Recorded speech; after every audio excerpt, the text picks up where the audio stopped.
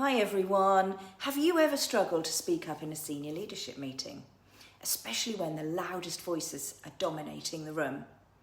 Today, I'm sharing my top tips on how to make an impact without having to shout over everyone. Speaking up in a senior leadership or board meeting can be really tough, especially if you are a new leader and still building confidence. You might be a deep thinker in a room full of, let's say, enthusiastic talkers. I believe that the most thoughtful contributions, and sometimes even the most naive questions, can have a massive impact. You don't need to be the loudest, you just need to be intentional and thoughtful.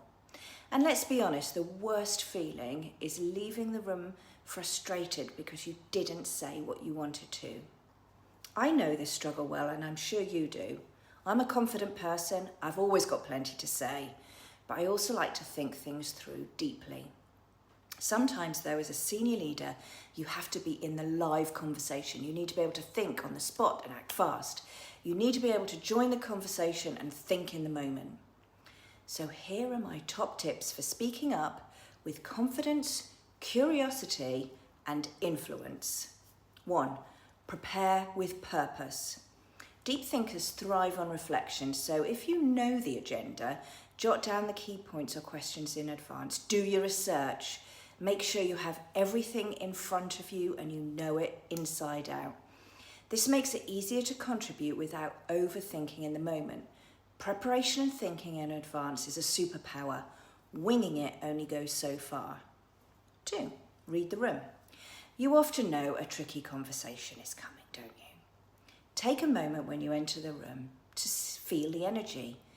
What's the language? What's the body language? The unspoken tensions? Where could there be possible tensions before anyone even says a word?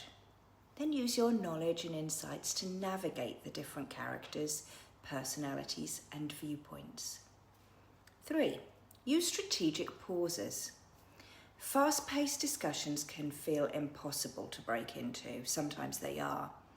Instead of trying to shout out and be the loudest voice, wait for a natural pause and then step in. I'd like to offer a different perspective. Or, can I add something here? A well-timed point carries way more weight than constant talking. Write a few down, ready in advance. 4. Ask really curious questions. And if you're unsure when to jump in, questions are your best friend. They not only give you a voice, but also shift the conversation and often to much deeper thinking. Here's some things I use. How does this align with our long-term strategy? Often, what assumptions are we making here? And what would success look like for everybody involved? Write them down, have some prepared in advance. 5. Reframe conflict as an opportunity. If dominant voices are clashing, use it as an opening. You could say something like, it sounds like we're looking at this from 2 different angles. How do we bring these angles together in a way that works for everyone? Create a win-win situation. This positions you as a bridge builder rather than just another voice in a very loud debate. 6.